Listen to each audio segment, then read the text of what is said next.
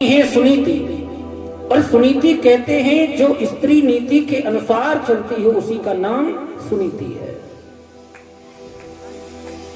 नीतिवान पत्नी कोई पुत्र है नहीं महाराज के यहाँ, तो एक दिन कहती है महाराज आप अपना दूसरा विवाह कर लो। महाराज उत्तानपाद कहते हैं देवी कैसी बातें करती है, हम अपना दूसरा विवाह करेंगे तुम्हारे लिए कष्ट होगा, महाराज वंश का विस्तार हो जाएगा। उत्तानपाद राजा कहते हैं यदि हम दूसरा विवाह करके भी लाएं और सुनीति फिर भी कोई पुत्र न हुआ तो महारानी सुनीति ने जिद की तो उत्तानपाद दूसरा विवाह करने के लिए चले गए और दूसरा विवाह सुरुचि के साथ में करके लाए। सुरुचि कहते हैं जो अपनी रुचि के अनुसार इच्छा के अनुसार चलती, ऐसी स्त्री का नाम सुरुचि होती। और जब महाराज ने नगर में प्रवेश किया तो सब बधाई दे रहे हैं, बधाई हो राजन बधाई हो। महाराज बड़े ही प्रसन्न हुए हैं, लगता है हमारे विवाह महोत्सव से इतने प्रसन्न हैं नगरवासी, हमें बधाई दे रहे हैं। लेकिन यहाँ बात कुछ और है। नगरवासी कह रहे हैं महाराज बधाई हो, आप पिता बनने वाले हैं। महारानी सुनीति के गर्भ में बालक है। महाराज प्रसन्न भी हुए और कष्ट भी हुआ। कुछ दिन सब सुलभ चला, अच्छा चला। एक दिन सुरुचि ने कह दिया महाराज या तो महलों में सुनीति रहेगी या हम रहेंगे। आज सुरुचि के द्वारा महारानी सुनीति को महलों से निकलवा दिया, बागों में रहने लगी है सुनीति। वही पास में संतों का आश्रम है और नित्य आश्रम में जाती है संत प्रवचन श्रवण करने के लिए। भगवान की परम भक्त है, जीवन बदल गया सुनीति का। संत चरणों से विशुद्ध प्रेम हो गया सुनीति को, संतों की सेवा करती है और वही भगवान की सुंदर अनंत अनंत कथा श्रवण करती है। समय उपरांत एक पुत्र ने जन्म लिया परीक्षित, जिसका नाम ध्रुव रखा गया है। अब ध्रुव को कोई रखने वाला नहीं है ना, इसलिए गोद में लेकर के जाती है और संतों के आश्रम पर नित्य सत्संग श्रवण करती है। ध्रुव 4.5 वर्ष के हो गए। एक दिन संतों ने देखा और सुनीति से कहते हैं देवी क्या मांगना चाहती हो मांगो, हम बड़े प्रसन्न हैं। गिरिजा संत समागम समन लाभ कछुआ, बिनु हरि कृपा न मिलहियो, गावत वेद पुराण। कितनी सुंदर बात कही है सुनीति कि आप जैसे संतों का मुझे सानिध्य प्राप्त हुआ वो कम नहीं है और मांगने की आवश्यकता क्या रह गई है। आप जैसे संतों का मुझे सत्संग श्रवण करने को मिलता रहे, बस इससे आगे मुझे कुछ नहीं चाहिए। संत कहते हैं बेटी वो तो तुम्हें प्राप्त है, फिर भी अपनी इच्छा से जो भी मांगना चाहती हो आज हमारे समक्ष मांगो।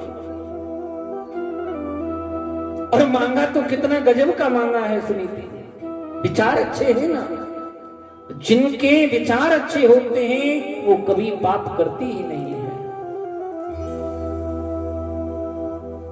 आज सुनीति कहती है कि संत महाराज यदि देना ही चाहती हो तो महलों में जो सुरुचि है उसको कोई पुत्र नहीं है, मैं चाहती हूं महलों में भी महाराज उत्तानपाद की जो दूसरी पत्नी है उससे कोई एक पुत्र हो जाए। प्रेम से बोलो जैसे। इतना सुंदर ये सत्संग का प्रभाव है। संत कहते हैं कि जिसने तुम्हें महलों से निकलवा दिया उसी सुरुचि के लिए तुम पुत्र मांग रही हो देवी। बाबा कोई किसी को नहीं निकलवाता, ये तो अपना अपना कर्म है। मेरी ही कर्म में कोई कमी रही होगी जिसके कारण महलों से मुझे निकाला गया, इसमें सुरुचि का कोई दोष नहीं है। आज सुरुचि के लिए पुत्र मांगा और एक दिन ध्रुव जी महाराज ने पूछ लिया, बाल्यावस्था है, मां मेरे पिता कौन है? महारानी सुनीति कहती है, महाराज उत्तानपाद तुम्हारे पिता हैं जो यहाँ के राजा हैं। आज पिता से मिलने की इच्छा लेकर के ध्रुव महलों की ओर बढ़ रहे हैं। मन में एक ही लालसा है, एक ही इच्छा है कि मैं पिता की गोद में जाकर के बैठूंगा। बाल्य स्वरूपा है, 4.5 वर्ष की अवस्था, दौड़ करके महलों में जैसे ही प्रवेश किया और पिता की गोद में बैठना चाहते हैं ध्रुव, उसी क्षण सुरुचि आई और पकड़ लिया ध्रुव को, धक्का दे दिया। कहती है ध्रुव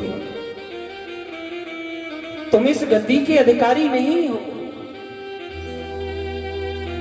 अगर इस गद्दी की इतनी ही चाहना है तो एक काम करो, तपसारध्य पुरुषम तस्यैवानुग्रहाण में गर्भे तुम साधयात्मानं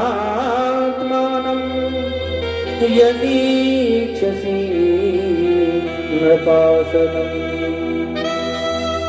मेरे गर्भ से तुम्हें जन्म लेना पड़ेगा, जाकर के गोविंद से विनती करो और उस गोविंद से कहो कि मुझे मां सुरुचि के गर्भ से जन्म दे, तभी तुम इस गद्दी के अधिकारी हो सकते हो। बालानाम रोदनम बलम, रोने लग गए ध्रुव जी महाराज, छोटे हैं ना, डांट दिया धक्का देकर के। और सुखदेव स्वामी कहते हैं ऐसा विदित होता है, ऐसा प्रतीत होता है परिचित कि आज सुरुचि ने अपने गर्भ को वैकुंठ से भी बड़ा मान लिया हो। रोते हुए ध्रुव जी महाराज माता के पास में पहुंचे और कहते हैं, मां वो जो मौसी है ना, वो हमारी मित्र नहीं शत्रु है, शत्रु। मुझे धक्का देकर के महलों से भगा दिया और कहती हैं कि गोविंद का भजन करो और गोविंद से मांगो मेरे गर्भ से जन्म मिले। सुनीति कहती है ऐसा नहीं बोलते, वो मां है। मां मंगलम ता परमेशमस्था भुवते जनो यहाँ पर दुख दस्त सत्यम सुरुच्याभीतं भवान में या दुर्भगाया उदरे गृहीत्वा, या दुर्भगाया उदरे गृहीत्वा। वो मां है और वो कदापि तुम्हें शत्रु तुम्हारी हो ही नहीं सकती, जिसने तुम्हें गोविंद प्राप्ति का मार्गदर्शन कराया है।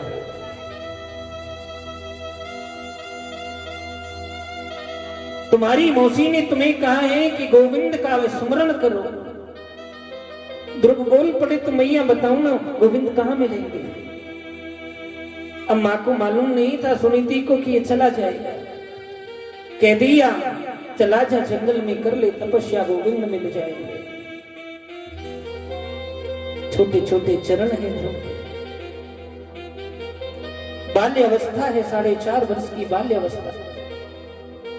आज कुटिया को त्याग करके जंगल में प्रवेश कर गए ध्रुव जी महाराज और वन भ्रमण करते हुए देव ऋषि नारद से भेंट हो गए। बड़ी विशेष बात है, जिसे देव ऋषि नारद मिले हैं उसे गोविंद अवश्य प्राप्त हुए हैं। देव ऋषि नारद कहते हैं, बालक तुम्हें डर नहीं लगता? इतने घनघोर जंगल में तुम विचरण कर रहे, कौन हो तुम?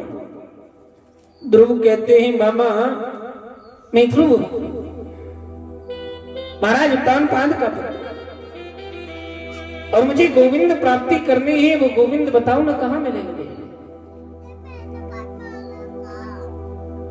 देवऋषि नारद बोले ऐसे गोविंद नहीं मिलते हैं बेटा। तो बताओ ना बाबा कैसे मिलते हैं गोविंद? देवऋषि नारद कहते हैं गुरु बिन भव निधि तरई न कोई, गुरु बिन भव निधि तरई न कोई, गुरु बिन भव निधि तरई न कोई, गुरु बिन भव निधि तरई न कोई, जे विरंचि कर सहो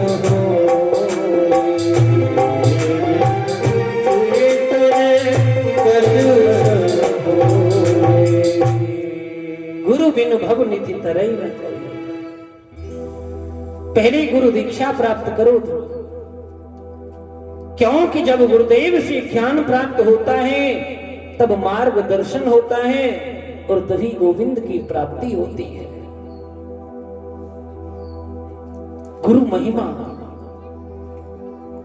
गुरु प्रसाद, गुरु वाक्य, गुरु शब्द ही अपने आप में परीक्षित प्रतिष्ठित है।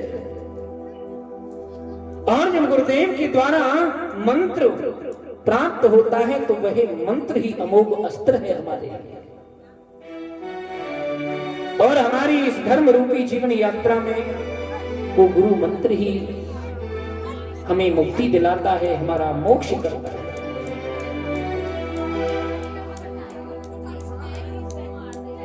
लेकिन गुरुदेव और शिष्य का बड़ा परम पवित्र पावन रिश्ता है। अब तो देखा देखी कि गुरुदेव चलते हैं, पड़ोसन में बनाई तू भी बना,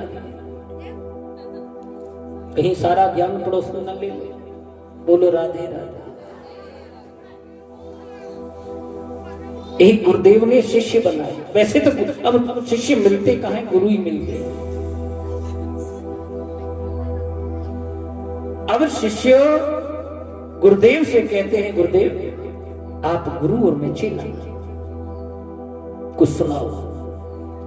अच्छा पहले गुरुदेव से बोला जाता था गुरुदेव कुछ ज्ञान दो, यहां बोला जाता है कुछ सुनाओ। गुरुदेव बोले चेला नहीं गुरु ही मिला है। ठीक है तो राम नाम लिया कर। अरे ये भी कोई ले, सरल है, कुछ और सुना, ऊंचा सुना, बढ़िया। तो रामायण पढ़ा कर, रामचरित्र, ये कोई पढ़ना रामचरित्र, कुछ अच्छा सुनाओ और बढ़िया ऊंचा। गुरुदेव बोले गीता सुना, हाँ वो चलेगी, वो भी चलेगी। जैसे अब कोई घर पर रिश्तेदार आता है या कोई जान पहचान वाला आता है तो उससे पूछा जाता है, पहले बना के दिया जाता था, अब पूछा जाता है ठंडा चलेगा या गर्म। बोलो जय श्री कृष्ण। परिभाषाएं बदल गई, कर्म बदल गया, प्रकृति ने अपना नियम बदल लिया इसलिए। और ये जितना भी हुआ है आप सबकी कमी के कारण ही हुआ है, आपके कर्मों के कारण हुआ है। क्योंकि जब जीव का कर्म बदलता है तो गोविंद भी अपनी नियम बदलने में देरी नहीं करते। गुरुदेव ने माध्यम श्रवण कराया गीता का, दो गधा गोपाल नंदना श्लोक आया, बड़ा आनंद आ रहा है। शिष्य आप ही आप करना, वाह गुरुदेव, बड़ा आनंद। गुरुदेव को लगा कि शिष्य को आनंद आ रहा है और सुनाते गए। माध्यम समापन हुआ सो गुरुदेव बोले कुछ समझना आया हो तो पूछ लेना। शिष्य बोले हमें समझना आए। गुरुदेव कैसी बातें कि हमें समझना आए, ऐसा हो सकता है? नहीं, फिर भी मेरा कहना है कि कोई बात समझ ना आए तो पूछने में कोई बुराई नहीं है। हाँ एक बात थी वो समझ नहीं आई, आपने बोला दो गधा गोपाल नंदना, उसमें दो गधा कौन थे? गुरुदेव ने माथा पीटा। शिष्य बोला बताया नहीं। गुरुदेव चुप लगा गए। बताओ ना वो दो गधा कौन थे? गुरुदेव बोले एक तुम और एक हम, बोलो राधे राधे। तो अब तो वही बात है देखा देखी के गुरुदेव, जबकि कहा गया है कि गुरु से कपट मित्र से चोरी, या हो निर्धन या हो गरीब, कभी भी गुरु से कपट नहीं करना चाहिए।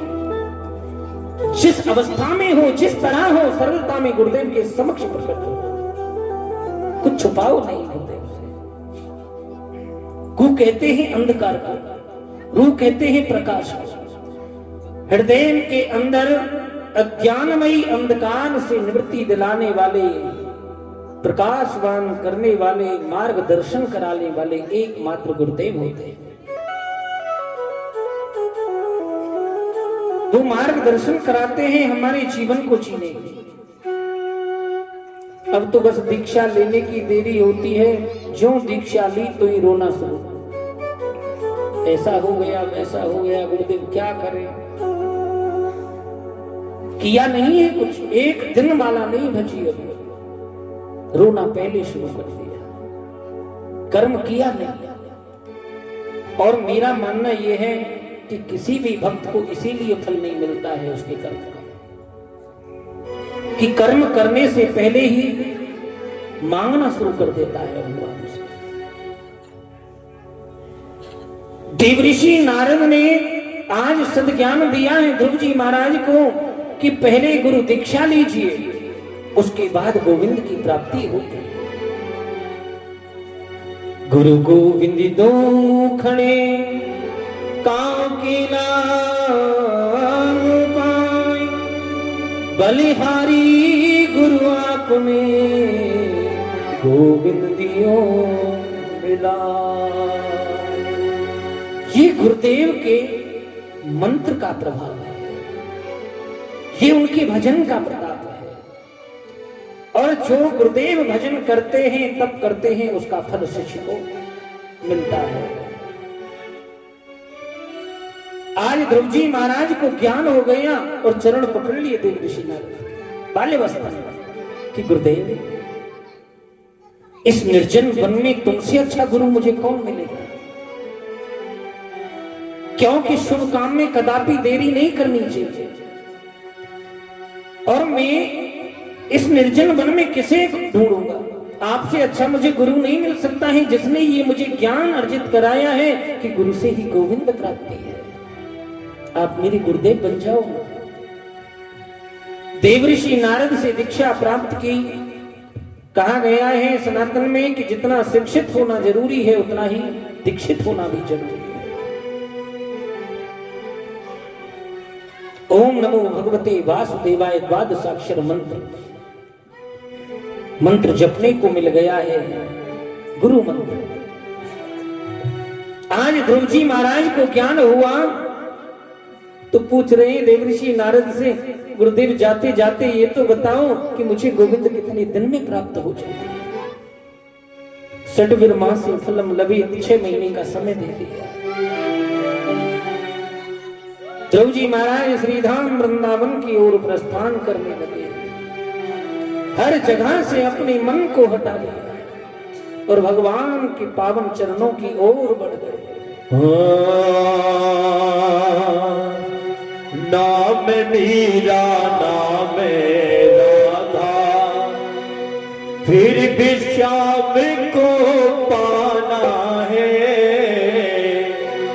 फिर भी श्याम को पाना है।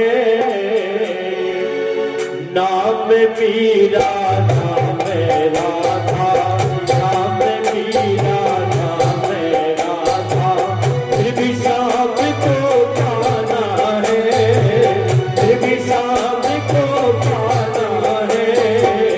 नाम मीरा नाम राधा, पास मेरे तो कुछ भी नहीं है, पास मेरे तो कुछ भी नहीं है।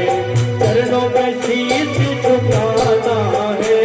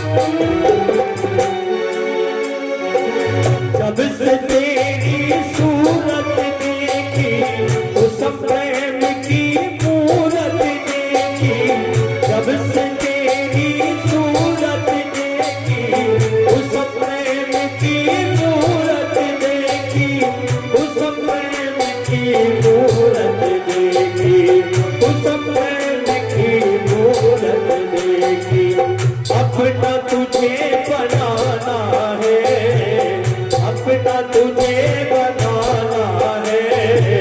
राम मीरा राम राधा, राम मीरा राम राधा, विशाम को पाना है, विशाम को पाना है।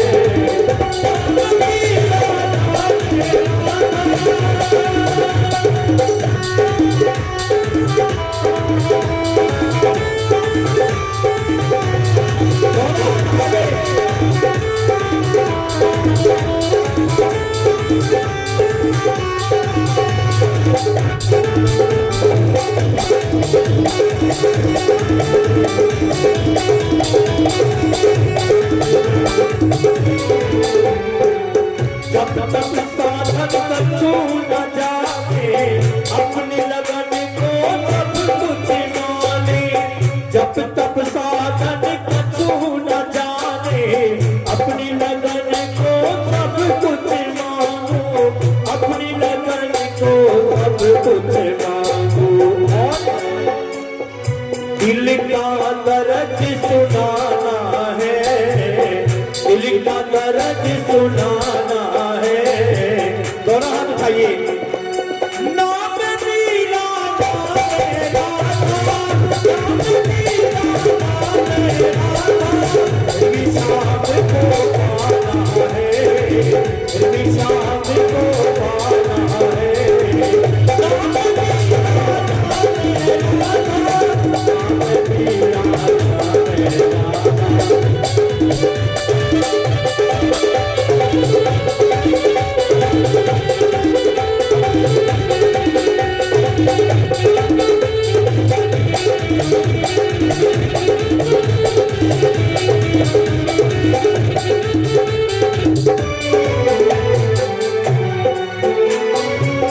जन्म जन्म से भूला तुमको,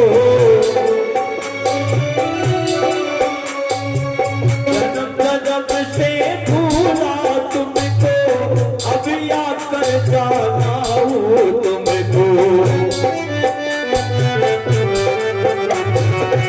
अब आकर जाना हूँ तुझको।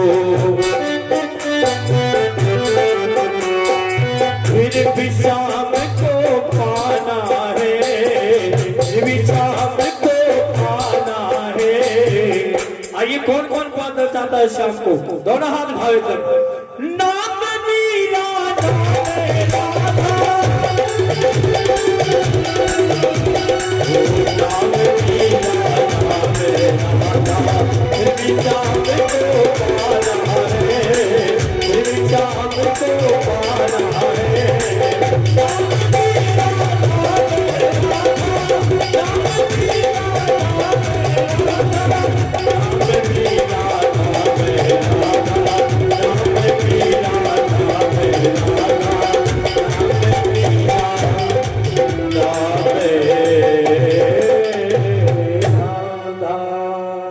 कुली बांके बिहारी लाल की जय जय श्री राधे। आज ध्रुव जी महाराज के अंदर लगन हो गोविंद प्राप्ति की। इस भवकूप में, संसार में हम जिसे पाना चाहते हैं वो सत्य है ही नहीं, और जो सत्य है उसे हम पाना नहीं चाहते। ये भक्ति करना दिखावा सा हो गया है, मन पवित्र नहीं है। मन में तो चतुराई है तो भगवान नहीं मिल सकते।